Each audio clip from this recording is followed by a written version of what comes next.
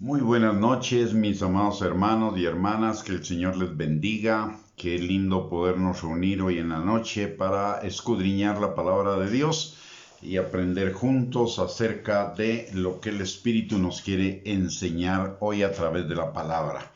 Antes de iniciar nuestra enseñanza de esta noche, vamos a orar y a pedirle al Señor que nos dé sabiduría, entendimiento, inteligencia y todo lo que necesitamos para poder comprender nuestro tema del día de hoy. Padre bendito, te damos gracias, Señor, en el nombre de Jesús por esta noche, por el privilegio que tú nos permites, Señor, de podernos reunir por este medio para escudriñar tu palabra con la ayuda de tu Espíritu Santo, Señor. Padre, te damos gracias porque nos has dado tu palabra, que es Jesucristo encarnado, Señor, para que sea lámpara a nuestros pies y lumbrera a nuestro camino, Señor, y para que nos guíe, nos enseñe, nos redarguya, nos confronte, para que estemos preparados para toda buena obra, Señor. Padre, gracias por haber enviado a Jesucristo a morir en esa cruz del Calvario para el perdón de nuestros pecados y para la vida eterna, en una demostración de amor que no puede ser superada ni será superada jamás, Señor, porque es la mayor manifestación de amor que pudimos haber experimentado, Señor, como seres humanos, porque dio su vida por cada uno de nosotros que éramos sus enemigos, Señor.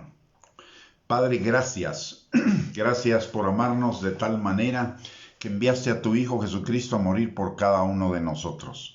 Señor, también te damos gracias por enviar a nuestro corazón el Espíritu Santo para que viva con nosotros, esté con nosotros y sobre nosotros, y con su unción rompa todo yugo de mentira, de argumento y de razonamiento falso que se oponga al conocimiento tuyo, a la obediencia a la palabra y a la vida abundante que tenemos en ti. Señor, en esta hora te pedimos que tu Espíritu Santo abra nuestros ojos, nuestros oídos, pero por sobre todo prepare nuestro corazón para que sea una tierra fértil en la cual la semilla de tu palabra sea sembrada y produzca fruto y fruto en abundancia para la gloria de tu nombre.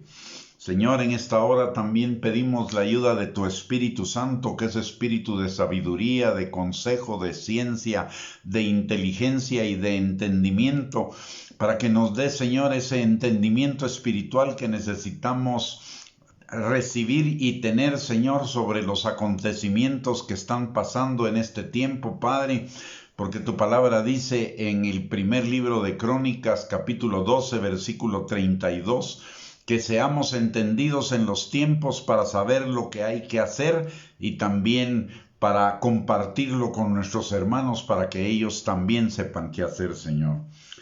Padre, ponemos este tiempo delante de ti y desde ya te damos a ti toda la honra, la gloria y la alabanza por lo que va a ser hecho en esta noche. En el nombre poderoso de Cristo Jesús. Amén y amén. Muy buenas noches, mis amados hermanos y hermanas, que el Señor les bendiga. Qué lindo poderlos tener en esta noche, en esta transmisión. Gracias, es un privilegio para nosotros. Y en esta noche vamos a tocar un tema muy de actualidad, que es el conflicto que se está viviendo en Israel en este tiempo, y que es una trompeta de parte de Dios, un anuncio de parte de Dios de la cercanía de los tiempos finales, como lo vamos a ver a través de este estudio el día de hoy. Este conflicto no es un conflicto que esté surgiendo hoy de la noche a la mañana, sino es un conflicto que tiene siglos de siglos, aún mucho antes de la primera venida de Cristo. Es un conflicto que viene desde los tiempos de Noé. En Génesis capítulo 9, versículo 25, Noé, a raíz de una situación con Can, que era uno de sus tres hijos. Recordemos que que Noé tenía tres hijos, Sem, Cam y Jafet, y tiene un problema con Can, y a raíz de ese problema, entonces sale una maldición. Y dice en Génesis 9:25, y dijo Noé: maldito sea Canaán, siervo de siervos será a sus hermanos. Dijo más: bendito por Jehová mi Dios sea Sem, y sea Canaán su siervo. Engrandezca Dios a Jafet, y habite en las tiendas de Sem, y sea Canaán su siervo. ¿Qué tiene que ver esto con el conflicto? Muy sencillo. Canaán es el origen de los palestinos. Los palestinos son descendientes directos de Canaán, mientras que los judíos son descendientes de Abraham, y Abraham es descendiente de Sem. Por lo tanto, en Génesis 9:26 la palabra de Dios dice: bendito por Jehová mi Dios sea Sem, y eso incluye a Abraham, y sea Canaán su siervo. Entonces ya en ese momento, desde ese momento, Canaán tiene una posición de inferioridad en relación con con Abraham, es decir, los palestinos en relación con los judíos. Por el otro lado, este conflicto se acentúa en el momento en el cual el pueblo de Israel toma la tierra prometida. En en Josué 1:4, y lo vamos a leer para que nos quede claro. Josué, capítulo número 1 y versículo número 4. La palabra de Dios dice, voy a leer desde el 3. Le dice Dios a Josué: yo os he entregado, como lo había dicho a Moisés, todo lugar que pisare la planta de vuestro pie, desde el desierto y el Líbano hasta el gran río Éufrates, toda la tierra de los heteos hasta el gran mar, donde se pone el sol, será vuestro territorio. Ese gran mar es el mar Mediterráneo. Y dice desde el desierto, y esto se refiere a Egipto, desde el desierto de Egipto, y el desierto que está del lado, digamos, si vemos el mapa del lado derecho de Israel, y que ahora es Arabia y todos los demás países que están en ese rumbo, incluidos los Emiratos Árabes Unidos, desde donde comenzaba ese desierto hasta el gran mar, que es el mar Mediterráneo, y desde el desierto de Egipto, donde termina el desierto de Egipto, hasta el Éufrates, es decir, hasta arriba del Líbano. Ese era el territorio que Dios le había dado a Josué, pero la condición era que el pueblo de Israel tomara posesión de ese terreno. Ya era de ellos, pero tenían que tomar posesión, tenían que ir y caminarlo. Todo lugar que pisare la planta de vuestros pies será vuestra, les dice Dios. Y resulta ser que el pueblo de Israel, si vemos el mapa de la repartición, se olvida de repartir Gaza, lo que hoy es el territorio conflictivo, no reparte el Líbano, no toman el Líbano y no toman la parte del río Éufrates. Y cabe la casualidad que todos esos lugares que ellos no tomaron son los enemigos actuales de Israel. Gaza, donde está Hamas, una organización terrorista. El Líbano, donde está Hezbollah, otra organización terrorista palestina. El norte del Líbano, que es Turquía. Y al lado, para el río Éufrates, que es Siria. Si Josué hubiera tomado esos 4 territorios, no tendrían el problema que tienen hoy, pero desobedecieron al Señor. Luego, y Canaán, si leemos nosotros la palabra Canaán, siempre estuvo en conflicto, igual que los filisteos, siempre estuvo en conflicto con Israel. El tercer punto en la antigüedad de este conflicto es que en el año 132 después de Cristo hay una revuelta en Israel en contra del Imperio Romano. Pero estas revueltas de Israel en contra del Imperio Romano se habían sucedido una tras otra desde mucho antes de Cristo. Y resulta ser que el Imperio Romano, el emperador de ese tiempo, ya estaba cansado de todas las rebeliones de Israel, porque era el único pueblo de todo el Imperio Romano que constantemente se rebelaba en contra del Imperio Romano, por cuestiones religiosas, porque el pueblo de Israel debía ser gobernado por un israelita y ellos estaban esperando su Mesías y por lo tanto no aceptaban ningún gobernante que no fuera judío.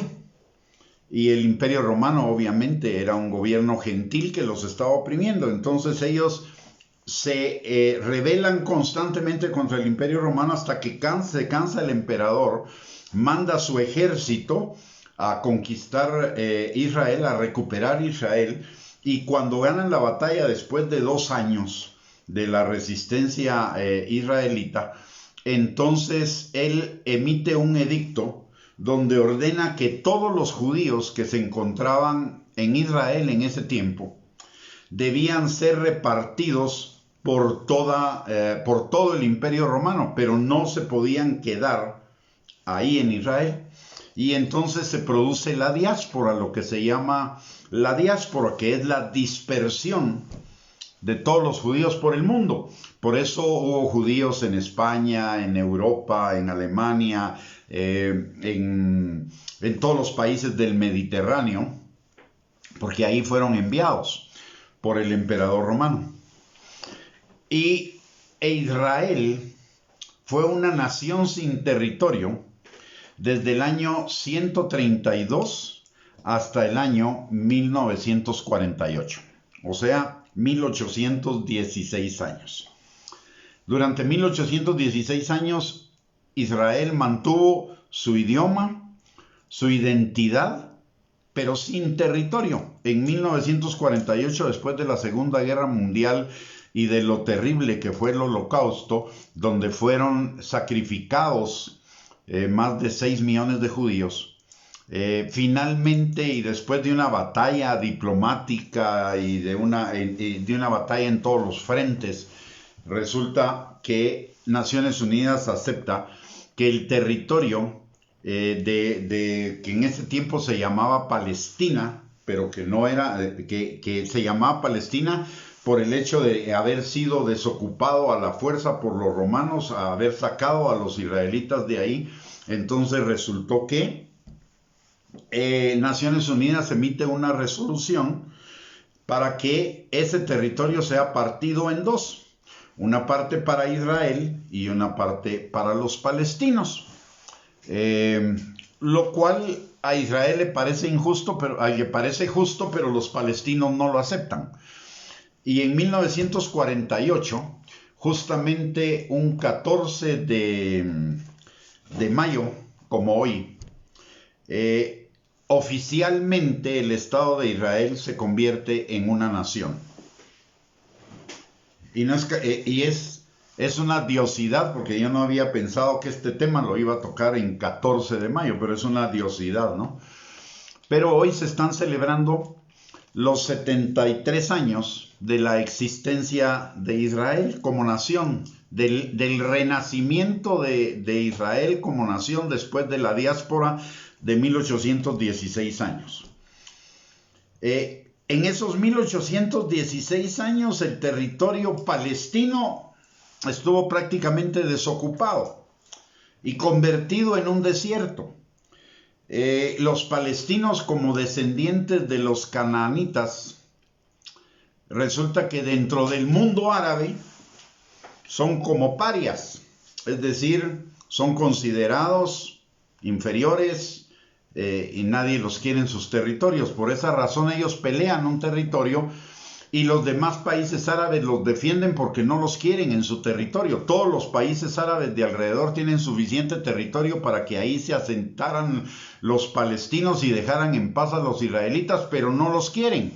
El mundo árabe no quiere a los palestinos, aunque los apoya, pero porque no los quiere recibir en sus territorios, entonces los apoyan.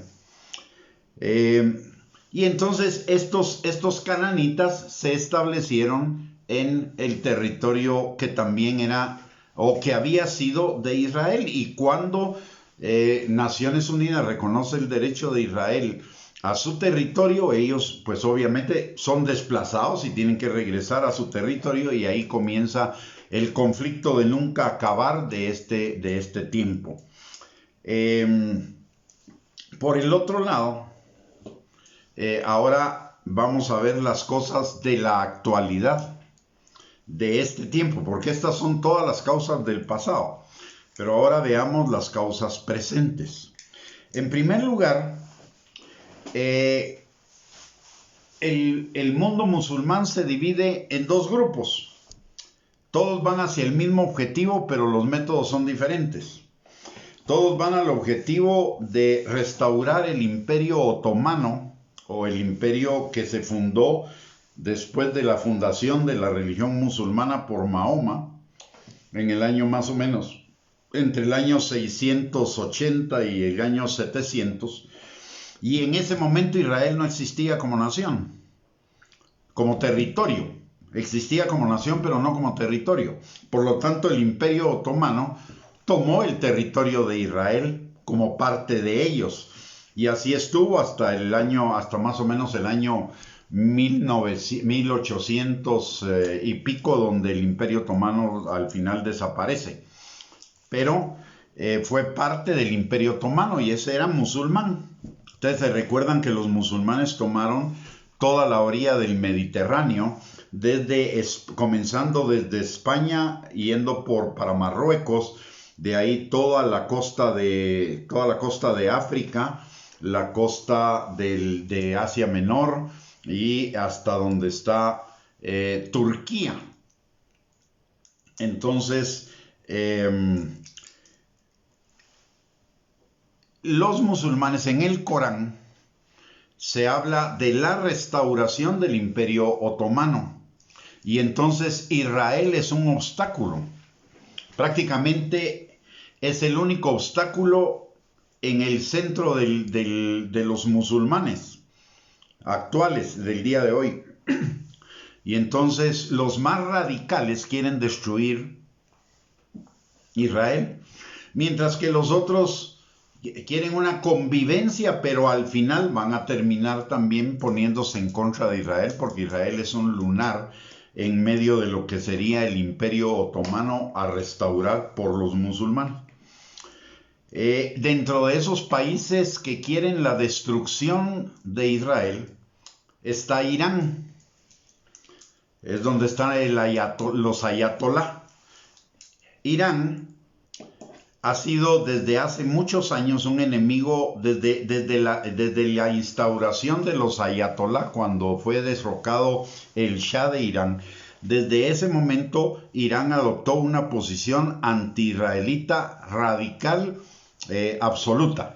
El concepto de ellos es la destrucción de Israel.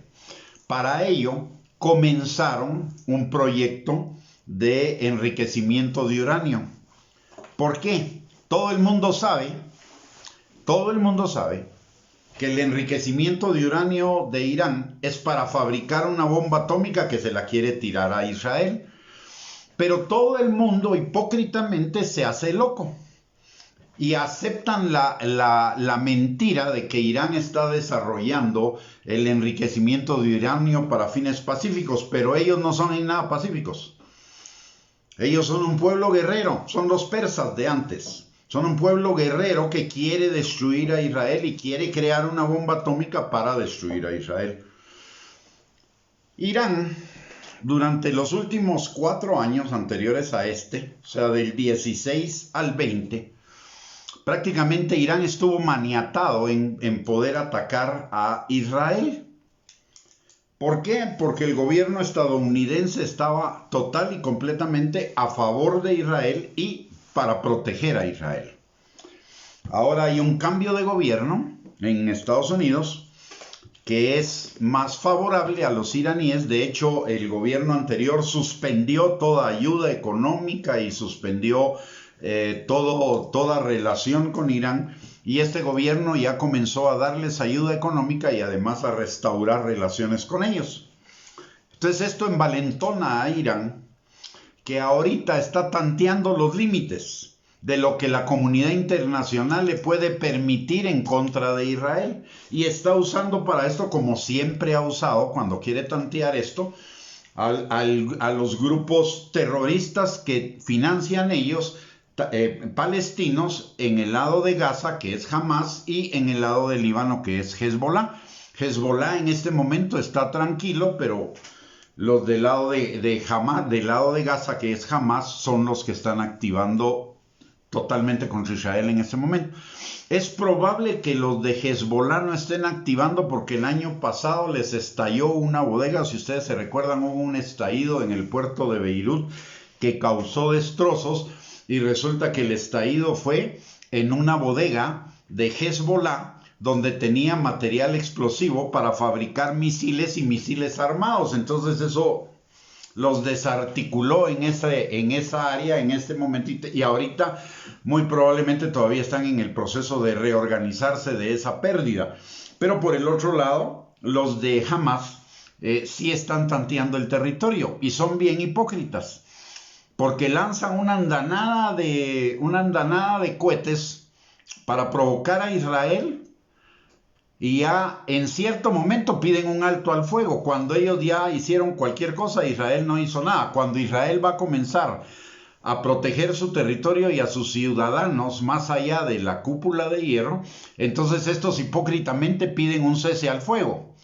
Y siempre ha sido ese su juego, y siempre Israel de alguna manera lo ha aceptado. Pero esta vez Israel está decidido a no aceptarlo, está decidido a sacar a Hamas de Gaza.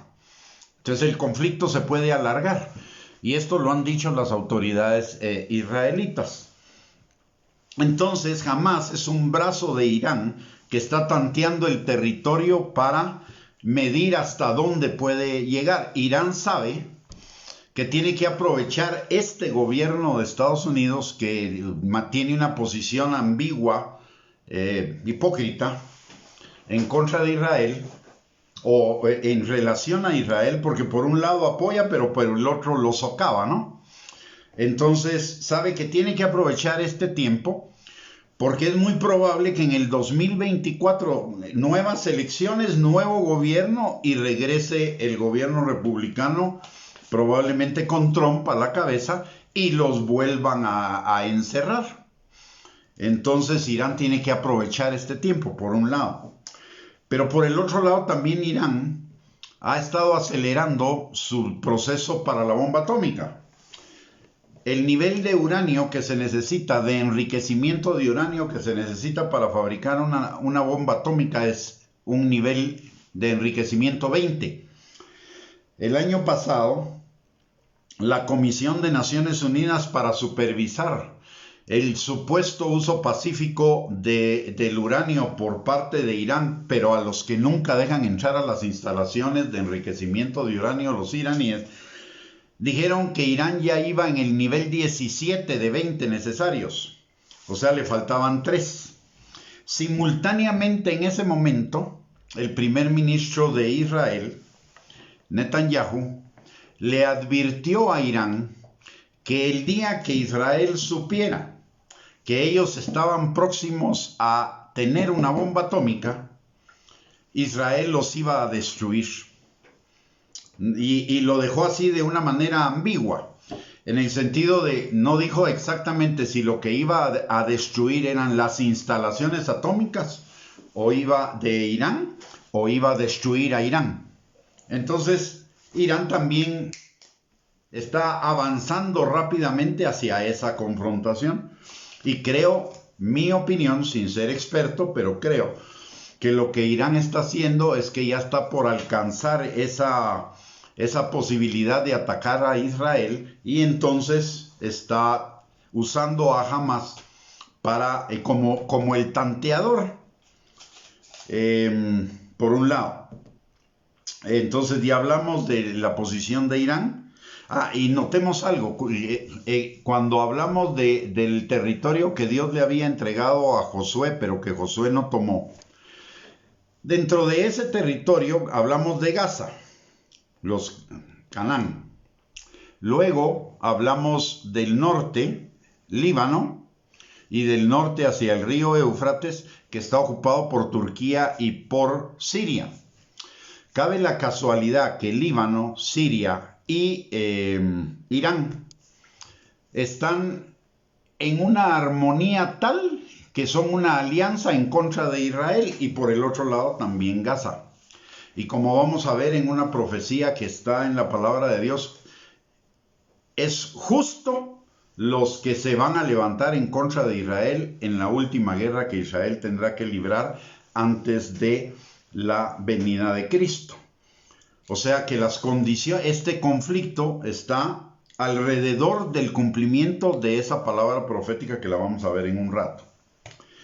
Pero, entonces hemos hablado de Irán, hemos hablado de la actitud del gobierno de Estados Unidos, pero hay otro factor que también entra en este conflicto. Este conflicto tiene todas las dimensiones: económico, social, político, religioso, de todo. Hay dos temas que también son importantes en este conflicto. Los árabes son dueños del petróleo, de unos grandes yacimientos de petróleo, y son los que abastecen de petróleo a Europa, a Rusia y a China. China tiene una posición total y completamente a favor de los musulmanes. Europa, hipócritamente también, porque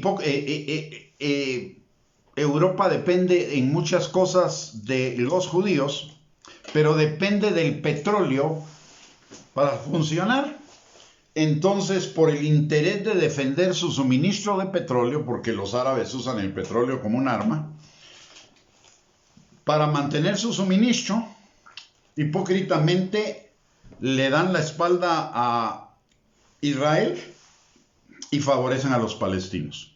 Cuando hay un conflicto como este, donde los palestinos tiran 2.000 misiles en menos de 4 días, e Israel se defiende, Europa y Naciones Unidas se levantan para condenar el uso de la violencia de Israel, pero se callan la boca sobre el uso de la violencia de Hamás y sobre el uso de los ciudadanos civiles palestinos como escudos de protección a los terroristas de Hamás.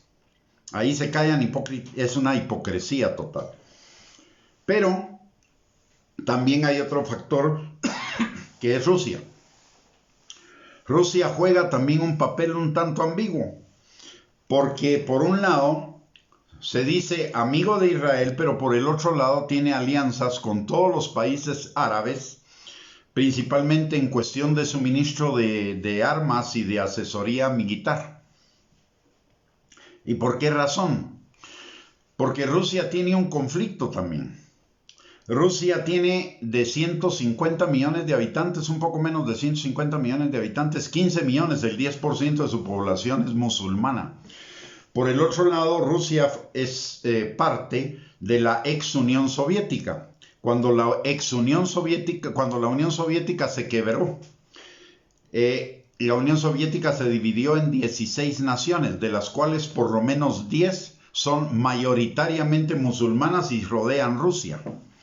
Por lo tanto, Rusia tiene que jugar una posición muy ambigua y sin descartar totalmente a Israel, pero pro-árabes, porque está rodeado de naciones musulmanas. Y muchas de esas naciones musulmanas se quedaron con el armamento de la Unión Soviética, que había en sus territorios cuando la Unión Soviética se desintegró. O sea, no lo recupera Rusia. Rusia se queda con una parte de ese arsenal y estos países árabes o musulmanes con otra parte del arsenal. Y dentro de ellos se supone que hay algún tipo de armamento nuclear que ya va a quedar obsoleto, por lo tanto hay que usarlo muy rápidamente, porque si no ya no va a servir en unos cuantos pocos años.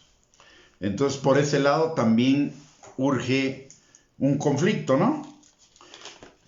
Luego, hay otro elemento que hay que considerar, y es que en Israel, que es el conflicto interno.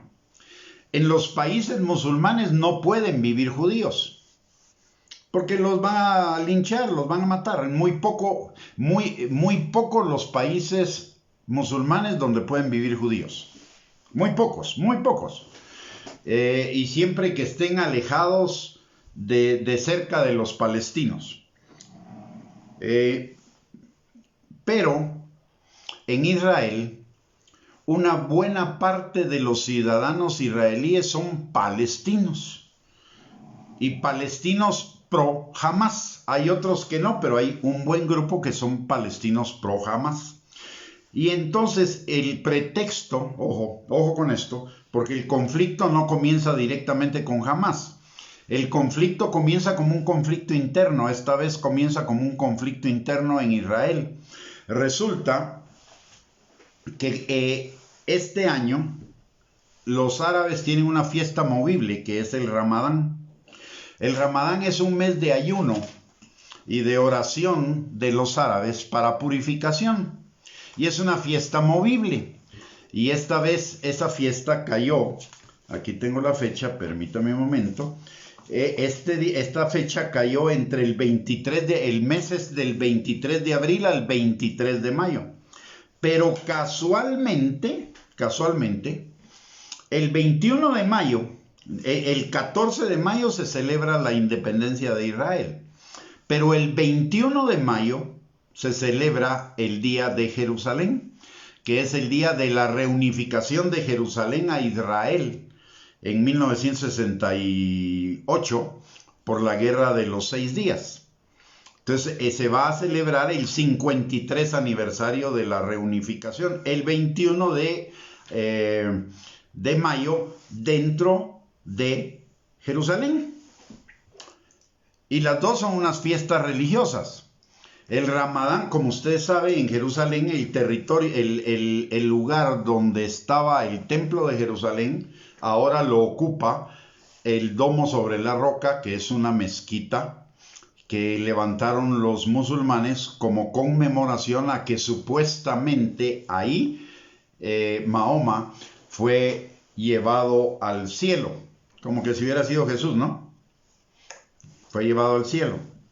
Entonces ahí levantaron ese domo, pero ese lo levantan muchísimo después, digamos en el año 700, mientras que el templo de Jerusalén estaba ahí desde el año 1000, antes de Cristo por lo menos, por un lado.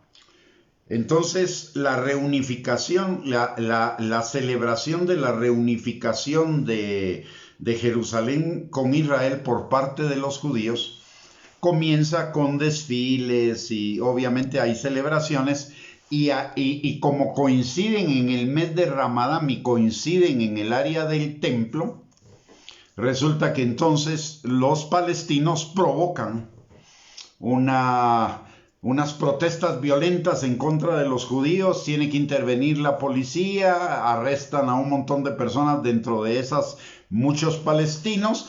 Y resulta ser que entonces Hamas toma de pretexto ese aprisionar de los palestinos en Jerusalén que provocaron los conflictos como la excusa de que si Israel no lo suelta, entonces comienzan a tirar misiles. Todo esto es un plan perverso. Y no es un plan perverso de los árabes. Esto va mucho más allá y se lo voy a explicar en un momento.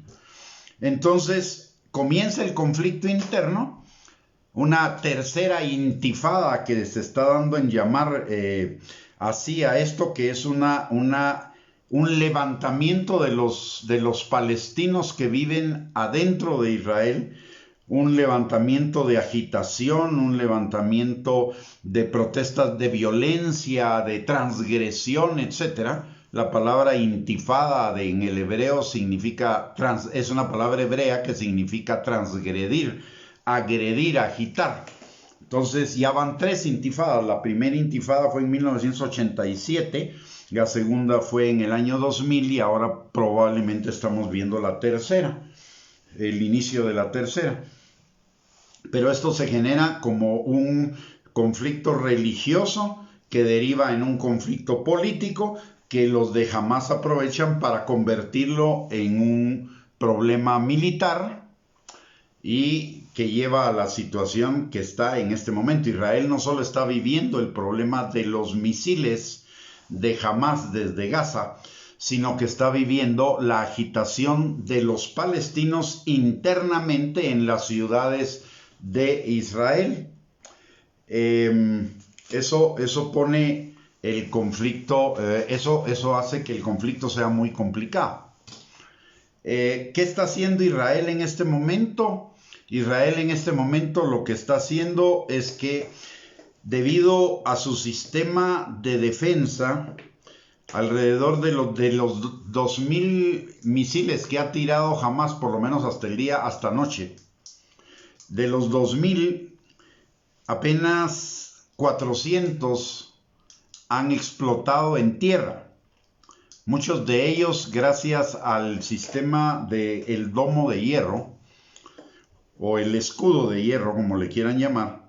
El escudo de hierro es un sistema de prevención, es un sistema de detección de lanzamiento de misiles desde Gaza y de cálculo, pero todo lo hacen por computadora y casi de instantáneo. El misil sale de Gaza, inmediatamente lo detecta este sistema, las computadoras de este sistema calculan el trayecto, y si va a caer, si el cálculo del trayecto dice que va a caer en una zona poblada, inmediatamente activan un misil de defensa para que se junte con este misil de ataque y lo haga explotar en el cielo.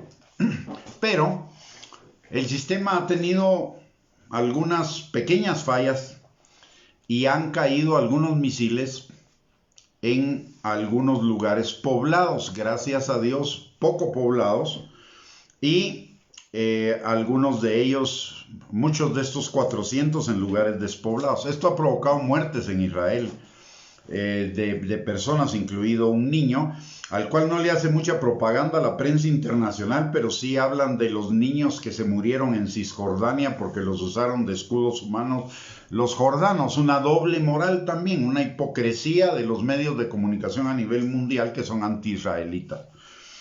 Y esa es la información que nos llega a nosotros por los medios, digamos, oficiales o por las redes de información oficiales, pero que no reflejan la realidad.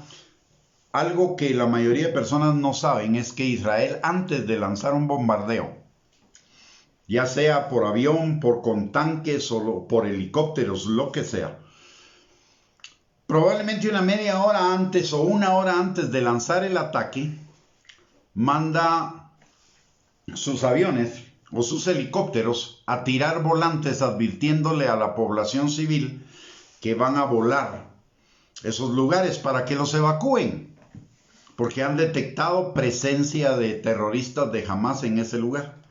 Sin embargo, la gente se queda, ¿no? Unos por convencimiento, porque si mueren en la guerra, según el Corán, en una guerra santa, como piensan que es esta, en una guerra religiosa, entonces se van al cielo. Entonces unos se quedan ahí por convicción y los otros se quedan por terror, porque si se van, entonces vienen consecuencias contra la familia de parte de los terroristas. Y entonces los usan como escudo humano, una táctica de la guerra de guerrillas en todo el mundo. Lo tuvimos en Guatemala, cuando la guerrilla usaba de escudo protector a las poblaciones civiles, y las poblaciones civiles recibían impacto de la contrainsurgencia del ejército. Entonces lo mismo sucede en Israel. Una guerra totalmente sucia. La guerra de guerrillas nunca es una guerra convencional, es una guerra totalmente sucia, donde hay un ejército convencional contra un ejército no convencional que usa a la población civil como escudo, y esto es gracias a las tácticas que definió el Che Guevara en la guerra de guerrillas en Bolivia y en Cuba. Así que el Che no es tan héroe como muchos lo ven. A el Che no le importaba la muerte de civiles con tal de... El fin justifica los medios, ¿no? Pues también para Hamas el fin justifica los medios. Entonces, el tema aquí tiene que ver antes de hablarle de la profecía y de cómo esto se inserta en lo bíblico, en este conflicto hay tres posibilidades. Uno, la primera posibilidad, también hay un factor adicional, adicional a esto, y es que Israel debe restaurar el templo, el tercer templo. Pero para restaurar el templo se va a tener que enfrentar a los árabes, porque el templo, a pesar de que la mezquita es muchísimo posterior al templo de Jerusalén, la mezquita es un lugar sagrado para los musulmanes que no se lo van a dejar quitar tan fácilmente. Entonces esto puede desencadenar un conflicto muy serio. Entonces, este es otro factor a considerar, principalmente si consideramos dos cosas. En Jerusalén ya existe lo que es el Museo del Templo. En el Museo del Templo están todos los elementos que se necesitan para restaurar el culto en el templo en cuanto el templo esté listo, es decir, los sacrificios y todo lo que eso implica, todo el mobiliario, todos los elementos del atrio, del lugar santo, del lugar santísimo que tienen que ver con los sacrificios. Israel no puede hacer sacrificios hasta que no exista el templo. Por eso todos estos años, estos 1000 y pico de años que han pasado desde la destrucción del templo, no han habido sacrificios de los rituales del Antiguo Testamento. Pero si en la profecía de los últimos tiempos, ustedes se recuerdan que a la mitad de la tribulación el anticristo va a profanar el santuario, se va a sentar en el lugar de Dios y se va a erigir como Dios, y aparte de ello va a suspender los sacrificios. Quiere decir que los sacrificios se tuvieron que restaurar antes de, y esa restauración implica que Israel reconstruyó lo que ahora se llamaría el tercer templo. Ese es un dato. El otro dato también importante es que desde el año pasado ya está determinado quién será el sumo sacerdote y quiénes serán los sacerdotes que ministrarán en el templo, es decir, todos los levitas. Y ya están siendo entrenados, es decir, están considerando la inminencia de la restauración del tercer templo. Los judíos nunca dan un paso sin guarache, dice el dicho, ¿no? Es decir, ellos no dan ningún paso en falso. Además, recordemos que en Israel la parte religiosa y la parte política van de la mano. De hecho, quienes gobiernan ahora son partidos religiosos que se unieron para poner a Netanyahu como primer ministro. Entonces, ahí está pasando algo que ellos están previendo de la restauración del templo a corto plazo. Bueno, ahora veamos las posibilidades. Como dijimos, el grupo Hamas está financiado y patrocinado mayoritariamente por Irán. E Irán tiene una coalición con Turquía, con Siria y con Líbano, que están al norte de Israel. ¿Qué posibilidades hay? La primera es que Israel está decidido a echar a Hamás de la Franja de Gaza, aunque tengan que echarlos casa por casa. Entonces hay una posibilidad de que Israel tome Gaza, destruyendo a Hamás, y que Irán intervenga en una respuesta contra Israel y se desate una guerra. Por ese lado. La otra opción es que Israel tome parcialmente el Gaza, o sea, arrincone más a los de Hamás más allá de las fronteras de Israel, más lejos de las fronteras de Israel, y pueda aprovechar el conflicto interno para tomar el monte del templo, para reconstruir el tercer templo. O la última es que el conflicto sea de baja intensidad o cese, hasta un siguiente conflicto donde Irán se sienta ya más empoderado y cree otro conflicto para poder atacar Israel, que debería ser antes del 2024. Ahora veamos la profecía de Ezequiel 38. La profecía está en Ezequiel 38. Y Ezequiel 38 obviamente está después de Ezequiel 37. Ezequiel 37 es el valle de los huesos secos, que habla de la restauración de Israel como nación. E inmediatamente de la restauración de Israel como nación viene Ezequiel 38, que nos habla de una guerra que va a librar Israel antes de la venida de Cristo. Entonces vamos a ir a Ezequiel 38 y vamos a leer una parte. No lo vamos a leer toda porque abarca 38 y 39. Pero dice, en 38:1 dice, vino a mí palabra de Jehová diciendo, hijo de hombre, pon tu rostro contra Gog en tierra de Magog, príncipe soberano de Mesec y Tubal, y profetiza contra él, y di, así ha dicho Jehová el Señor, he aquí yo estoy contra ti, oh Gog, príncipe soberano de Mesec y Tubal, y te quebrantaré y pondré garfios en tus quijadas, y te sacaré a ti y a todo tu ejército, caballos y jinetes, de todo en todo equipados, gran multitud con paveses y escudos, teniendo todos ellos espadas, Persia, Cus y Fut con ellos, todos ellos con escudo y yelmo, Gomer y todas sus tropas, la casa de Togarma de los confines del norte y todas sus tropas, muchos pueblos contigo. Prepárate y apercíbete tú y toda tu multitud que se ha reunido a ti, sé tú su guarda. De aquí a muchos días serás visitado, al cabo de años vendrás a la tierra salvada de la espada, recogida de muchos pueblos, a los montes de Israel que siempre fueron una desolación, mas fue sacada de las naciones y todos ellos morarán confiadamente. Subirás tú y vendrás como tempestad, como nublado para cubrir la tierra. Serás tú y todas tus tropas y mucho pueblo contigo. Así ha dicho Jehová el Señor, en aquel día subirán palabras en tu corazón y concebirás mal pensamiento y dirás, subiré contra una tierra indefensa. Iré contra gentes tranquilas que habitan confiadamente, todas ellas habitan sin muros y no tienen cerrojos ni puertas, para arremeter despojos y para tomar botín, para poner tus manos sobre las tierras desiertas ya pobladas y sobre el pueblo recogido de entre las naciones, que se hace de ganado y posesiones, que mora en la parte central de la tierra.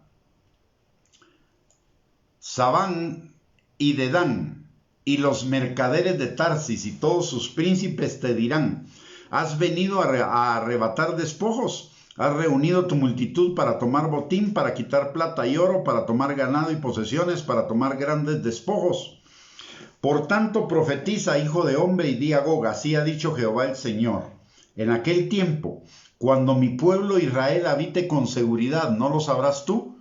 Vendrás de tu lugar, de las regiones del norte, tú y muchos pueblos contigo, todos ellos a caballo, gran multitud y poderosos ejércitos, y subirás contra mi pueblo Israel como nublado para cubrir la tierra. Será al cabo de los días, y te traeré sobre mi tierra para que las naciones me conozcan, cuando sea santificado en ti, oh Gog, delante de sus ojos. Aquí hay varias cosas que hay que entender. Y ustedes me dirán, pero es que esto está mero difícil de entender.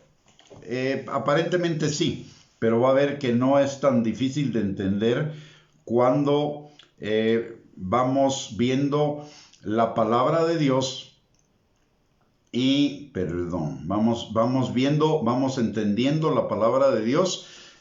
Para comenzar, en Ezequiel 38 del 2 al 12 dice la palabra, hijo de hombre, pon tu rostro contra Gog en tierra de Magog. ¿Qué es Gog?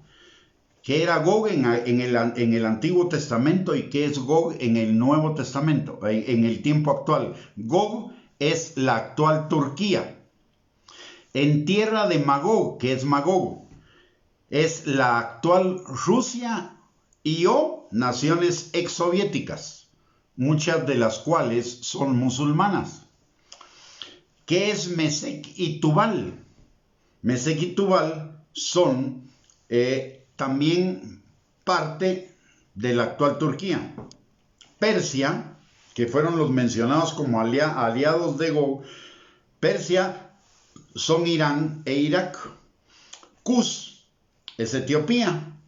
Fut es Libia. Gomer es parte de Siria, Turquía y Georgia y Armenia, que son naciones exsoviéticas, esas últimas dos. Y la casa de Togarma probablemente se refiere a Armenia. Si vemos, todos los países están al norte, salvo Libia y Etiopía, que están al sur, pero todos los demás son países del norte. Hay una parte que Jesús dijo acerca de los últimos tiempos, y él dijo que cuando digan paz, paz, vendrá guerra. Resulta que el año pasado Israel estuvo firmando acuerdos de paz con países árabes. Firmó, si no estoy mal, 4, cuando en los 20 años anteriores solo había firmado 2. Paz, paz, ¿no? Al sur. Ninguno de esos países se va a levantar en contra de Israel en esta batalla. Pero con ninguno de los que están al norte ha habido paz. De ahí viene guerra. De ahí viene la guerra. Entonces ahí entendemos. Y dice, y notemos algo, porque dice que todos esos pueblos se levantarán, dice, de aquí a muchos días. O sea, no estaba hablando, cuando fue la profecía de Ezequiel, no estaba hablando de un tiempo inmediato, sino después de muchos días, muchos años, muchos siglos. De aquí a muchos días serás visitado. Al cabo de años vendrás a la tierra salvada de la espada, recogida de muchos pueblos. ¿De dónde recogió Dios al Israel actual? De muchísimos pueblos, de Europa e incluso de América. A los montes de Israel, que siempre fueron una desolación. De hecho, a Israel le asignaron el territorio que le asignaron, que era total y completamente desértico, porque los hipócritas de Naciones Unidas en ese tiempo pensaron, en el desierto los van a acabar, se van a morir. Entonces démosles el desierto y que ahí se mueran y se acaba el problema. Sin embargo, Israel hizo renacer el desierto. Que siempre fueron una desolación, mas fue sacada de las naciones y todos ellos morarán confiadamente. Y los israelitas están morando en Israel, cambiaron sus moradas en otros países donde quizá no hay conflictos por regresar a Israel.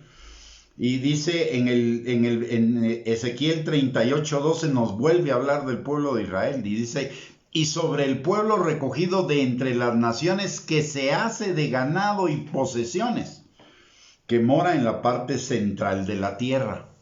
O sea, está hablando de Israel y los países del norte que se van a levantar contra Israel. Ese hecho, esta guerra de los países del norte, este conflicto, puede ser en este momento el detonante de esa guerra. Y si no lo es en este momento, el detonante puede ser posteriormente. Pero de ahí va a salir el detonante para esa guerra, que tiene que ser librada antes del inicio de la tribulación. ¿Por qué? Porque la tribulación inicia cuando el anticristo firma un pacto de paz con Israel. ¿Y por qué firma un pacto de paz con Israel? Porque Israel tuvo guerra. Y esos países son vencidos, porque Dios dice la palabra claramente: yo me glorificaré en ti. Eso quiere decir que Dios va a derrotar a los ejércitos en contra de Israel. No va a ser Israel en sí mismo, va a ser Dios luchando a favor o batallando a favor de su pueblo. Entonces, estos países árabes, esta situación va a ser aprovechada por el anticristo para ser el artífice de un pacto de paz con Israel, y de ahí va a surgir el anticristo como figura, porque él va a ser el artífice o la figura principal de ese pacto, y eso lo va a levantar a la posición de anticristo. Recordemos que la palabra de Dios dice que sale una bestia del mar que tiene 10 cuernos y un cuerno pequeño, y ese cuerno pequeño crece y desplaza a 3 y ocupa su lugar, el lugar de esos 3 lo ocupa él. Esa bestia que sale del mar Mediterráneo, que tiene 10 cuernos, ¿qué es lo que sostiene a los cuernos? Los cuernos dice que son 10 gobernantes. ¿Qué es lo que sostiene a un gobierno? Una ideología. Esos 10 gobernantes están sostenidos en una ideología o están parados en una ideología. Y sale del Mediterráneo, eso quiere decir que es una ideología de alrededor del mar Mediterráneo, y hablemos de Europa porque Europa en este momento es la mayor promotora de la ideología del globalismo y de la ideología del humanismo secular ateo que está tomando lugar en Naciones Unidas y en los gobiernos europeos. O sea que toda la profecía se va cumpliendo. Se está preparando el escenario del anticristo. Ahora, este pacto de paz se tiene que firmar antes de que inicie la tribulación. Pero hay, entre el día de hoy y el día que se firme ese pacto de paz, entre esos días es el arrebatamiento de la iglesia. Puede ser antes de esa guerra o puede ser después de esa guerra.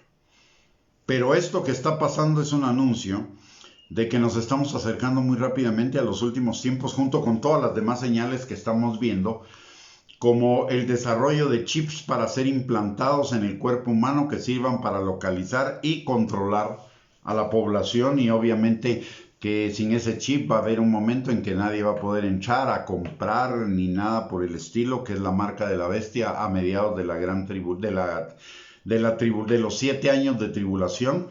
En este momento la marca de la bestia no existe. Es todavía un proyecto, pero un proyecto que va muy avanzado. De hecho, si usted nota, hoy para entrar a lugares le toman la temperatura, ¿no? No están midiendo el chip todavía porque no lo tenemos, pero están midiendo la temperatura. ¿Y dónde la miden? ¿Pone la manita o pone la cabeza? ¿Y qué dice acerca de la marca de la bestia? ¿Mano derecha o en la frente? Nos están adiestrando o están adiestrando al mundo, porque nosotros los creyentes, los hijos de Dios, nos vamos antes de que eso suceda, pero están adiestrando al mundo para cuando llegue el tiempo de la marca de la bestia, ya todo el mundo está entrenado para seguir instrucciones. Y lo vemos cómo están entrenando al mundo para seguir instrucciones de los gobiernos. En esto de la pandemia, dijeron todos a toque de queda y todos a toque de queda. Todos a encierro y todos a encierro. Todos a mascarilla, todos a mascarilla. Todos a distanciamiento social, todos a distanciamiento social. Todos a vacunarse y todos a la vacuna. Sin pensar si es necesario, si no es necesario, si la vacuna está bien, si no está bien, si el COVID es lo que dicen que es o no es, simple y sencillamente por el temor. Y aquí están repitiendo, las élites mundiales están repitiendo una doctrina de Goebbels, el artífice de mercadeo del Tercer Reich, de los nazis. Una mentira repetida durante 1000 veces se convierte en verdad. La mentira del miedo se convierte en verdad y la gente por temor obedece aunque no sea racional. Lo que están diciendo ya no piensa, solamente obedece por el temor. Muy bien, entonces, ¿a dónde voy con todo esto? La lectura que le debemos hacer a esto que está pasando en Israel el día de hoy es una lectura muy atenta del día a día para saber cómo se va desenvolviendo la situación, porque este puede ser el detonante de esa guerra o es el anticipo de lo que vendrá después como detonador de esa guerra. Pero esa guerra no va a tardar mucho tiempo. Esa guerra va a estallar pronto. Y esa guerra es un anticipo de que estamos cerca de la tribulación.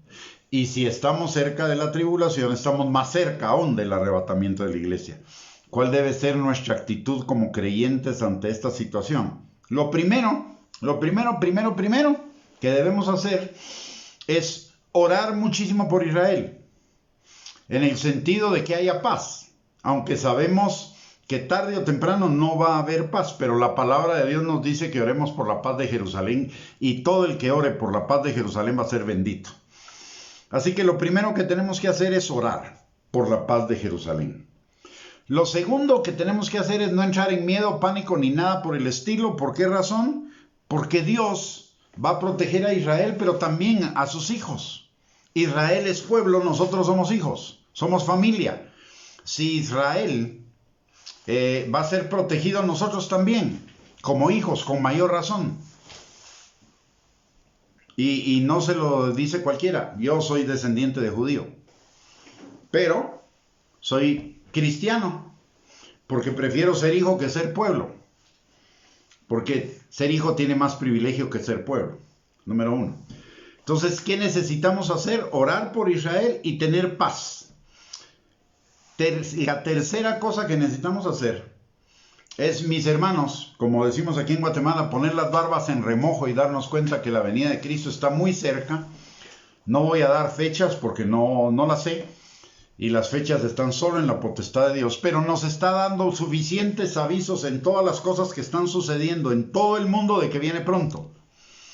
Entonces necesitamos estar preparados. ¿Cómo preparados? Siendo una novia. ¿Y cómo es una novia? Apasionada por el Señor.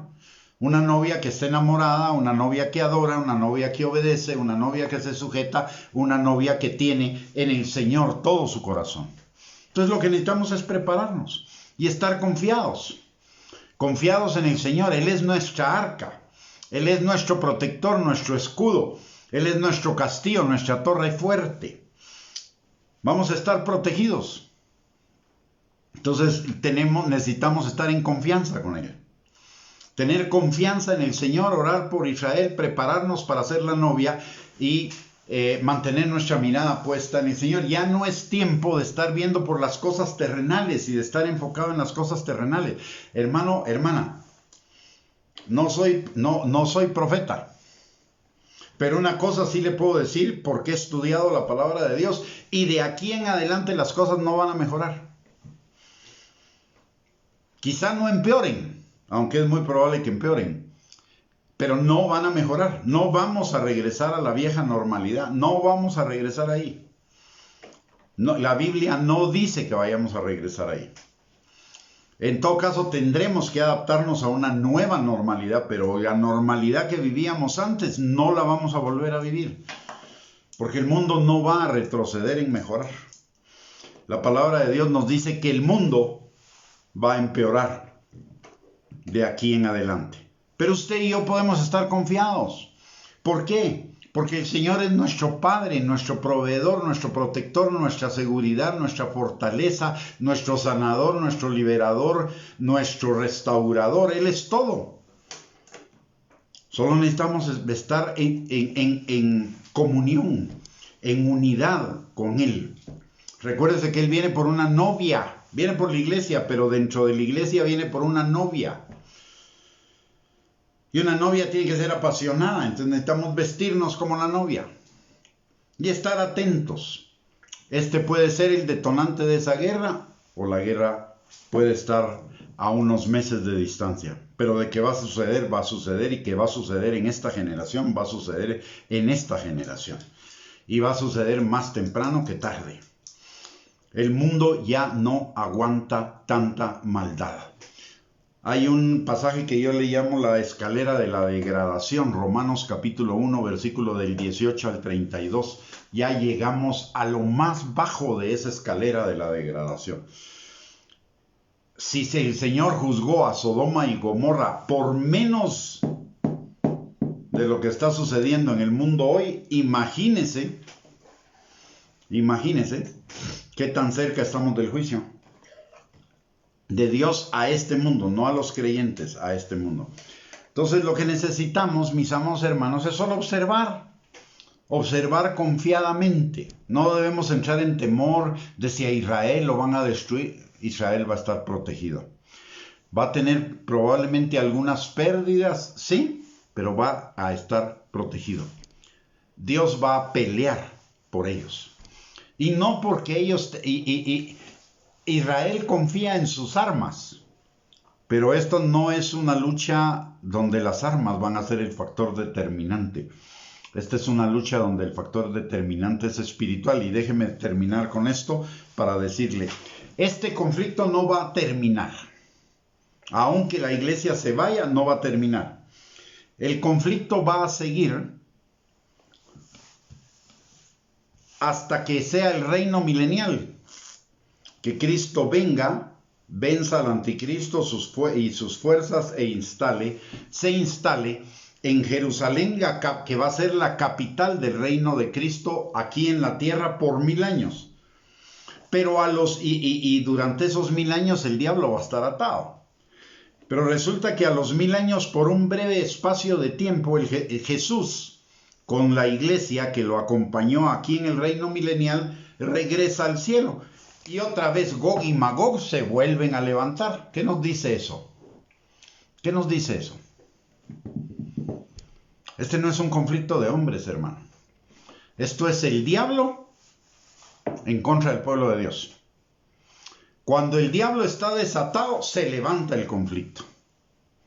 Pero cuando el diablo va a ser atado en el reino milenial, el conflicto cesa. Este es un conflicto de dimensiones cósmicas, si lo vemos de esa manera. Es el diablo, sabiendo que le queda poco tiempo, y Dios que le está dando un poquito de larga para cumplir su propósito, pero que en el momento adecuado se acabó. Se acabó. Por eso podemos estar confiadamente esperando en el Señor. La Biblia tiene profetizado algo para nosotros los hijos de Dios, y es un avivamiento. Pero déjeme decirle lo que es un avivamiento. Un avivamiento es un despertar del corazón del hombre hacia Dios. No van a ser miles de salvos. No, en ninguna parte de la palabra de Dios dice eso. Pero lo que sí dice es que los que hoy son salvos, dentro de los que hoy son salvos, se va a producir un avivamiento en su corazón, de volver el corazón de los hijos hacia el Padre. El espíritu de Elías, profetizado en Malaquías capítulo 4, versículos 5 al 6. Pero eso es voluntario, es decisión suya y mía. Si nosotros nos volvemos al Señor de todo corazón y nos enamoramos y permitimos que el Espíritu de Dios avive el fuego de su amor en nuestro corazón. Esta es nuestra oportunidad, mi amado hermano, mi amada hermana. Es la oportunidad de clamar, Señor, avívame. Aviva tu obra en mi corazón en medio de los tiempos. En medio de estos tiempos que parecen malos, aviva tu obra en mi corazón. De eso se trata. Este anunciamiento que estamos teniendo de la cercanía de los últimos tiempos, que nos volvamos a Dios de todo corazón, que nos enamoremos plenamente de Él, y estar plenamente enamorados de Él no es un sentimiento, es un estilo de vida. El amor no es un sentimiento, mi hermano, el amor es una persona, esa persona se llama Dios. El avivamiento es Dios viviendo en mi corazón. Ya no vivo yo, Cristo vive en mí, y lo que ahora vivo en la carne lo vivo en la fe del Hijo de Dios, en la obediencia a la palabra de Dios. De eso se trata este tiempo. Estamos en el tiempo más glorioso de la iglesia, no del mundo, pero sí de la iglesia. Un tiempo del avivamiento en el que el avivamiento de la gloria postrera será mayor que el de la gloria primera. Pero va a suceder aquí. No va a suceder en los templos, no va a suceder en las multitudes, va a suceder en mi corazón, en la intimidad de mi casa, en la intimidad de mi familia, con mi familia. Este es el tiempo, mis amados. Muy bien, hemos llegado al final de esta transmisión. Si usted tuviera algún comentario o alguna pregunta, lo puede hacer en los comentarios de la transmisión. No le prometo que los voy a contestar hoy, pero los contestaría en nuestra próxima transmisión, que es el domingo a las 8 de la noche, que por cierto no va a ser sobre este tema, pero si hay preguntas aprovecharía el principio para contestarlas. Así que vamos a orar en este momento. Espero que esta haya sido una enseñanza de bendición para su vida. Si es de bendición para su vida, por favor, compártala con sus contactos en las redes sociales para que también sea de bendición para ellos. Y le recuerdo que tenemos enseñanzas para prepararnos para esa venida inminente de Cristo todos los días de domingo a viernes a las 8 de la noche, excepto el martes, que es a las 8:30 de la noche. Y aparte de ello, tenemos 2 recursos a su disposición para la edificación de su fe, que es nuestra página de internet www.reyesysacerdotes.net y nuestro canal de YouTube @Gustavo Bianchi. En los dos hay una grandiosa cantidad de recursos para que edificar nuestra fe y son de acceso totalmente gratuito. Solo si entra a nuestro canal de YouTube, póngale suscribirse, por favor, para que, porque eso sí nos da algunos privilegios frente a YouTube, por lo menos para mientras viene Cristo por su iglesia o antes de que comience la censura. Pero eso todavía nos ayuda.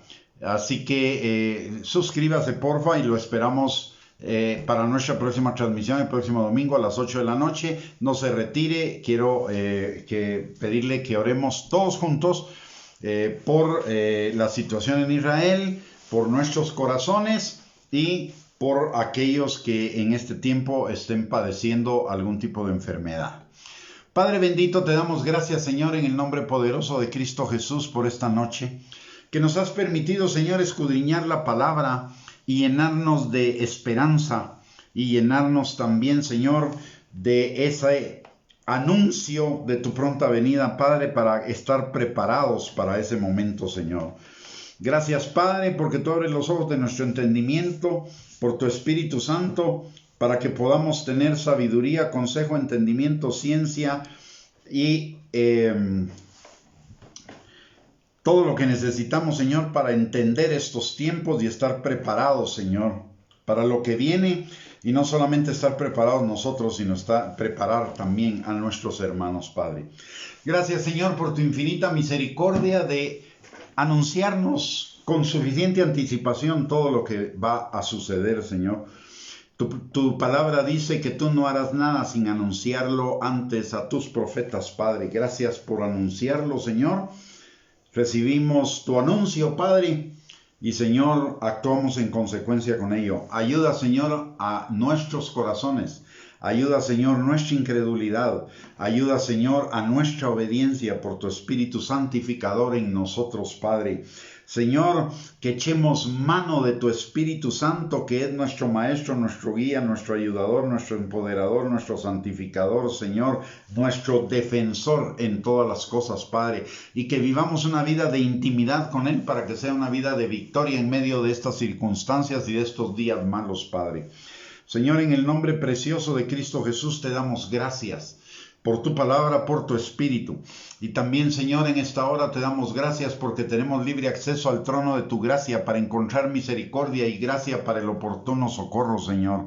Y en esta hora, Padre, venimos pidiéndote por todos aquellos, Señor, que están enfermos en cualquier parte del mundo, Padre, que están en las unidades de cuidados intensivos o convaleciendo en camas de hospital o en sus casas, Señor. Extiende tu mano poderosa, Padre, sobre cada uno de ellos, sanándolo, restaurándolo, Señor. Y, Padre, que eso sea un testimonio de tu poder, Señor, en las vidas de ellos, para que aquellos que todavía no se han convertido se conviertan, Señor, y que aquellos que sí son convertidos y reciben ese milagro se aviven, Señor, más en ti, Padre. Te lo pedimos, Señor, en el nombre poderoso de Jesús, así como te pedimos, Señor, que tu Espíritu Santo esté sobre cada uno de nosotros y nuestras familias, sanando, restaurando, liberando, proveyendo, Señor, en todos los ámbitos, Padre, y aquellos de los nuestros que no están caminando rectamente delante de ti, Padre, que tu Espíritu Santo los toque, Señor,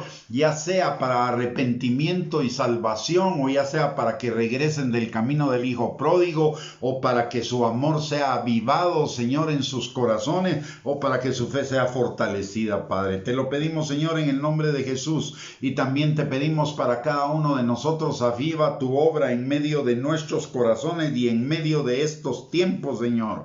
En el nombre precioso de Cristo Jesús, en esta noche, Padre, danos a cada uno de nosotros un descanso reparador en nuestro cuerpo, pero por sobre todo, Señor, que tu Espíritu Santo ministre nuestros corazones, nuestras almas, nuestro espíritu, Padre, activando esas semillas de tu palabra, Señor, para que produzcan fruto y fruto en abundancia para gloria tuya, bendición nuestra, Señor. Padre, también te pedimos que tu Espíritu Santo nos llene de gozo en esta noche, para que el día de mañana, que es el día que tú has hecho, para que nos gocemos y nos alegremos en ti, Señor, ese gozo sea nuestra fortaleza y todo lo que hagamos sea para la gloria tuya, para bendición de otros y para bendición nuestra, Señor. Todo te lo pedimos, Padre, en el bendito, maravilloso nombre de nuestro Señor Jesucristo, dándote gracias por esas respuestas y la gloria, la honra y la alabanza solamente a ti, porque solamente tú la mereces, Padre. En el nombre poderoso de Cristo Jesús, amén y amén. Muy bien, mis amados hermanos, que el Señor les bendiga, les guarde, que tengan una bendecida noche. Gracias por acompañarnos en esta transmisión. Los esperamos el próximo domingo a las 8 de la noche, si Dios lo permite, y no ha venido todavía por su iglesia. Y primero Dios, nos vemos entonces el próximo domingo. Mientras tanto, les mando un abrazo, les mando saludos a todos y que la bendición del Señor esté sobre cada uno de ustedes y los suyos en este fin de semana. Un abrazo, bendiciones.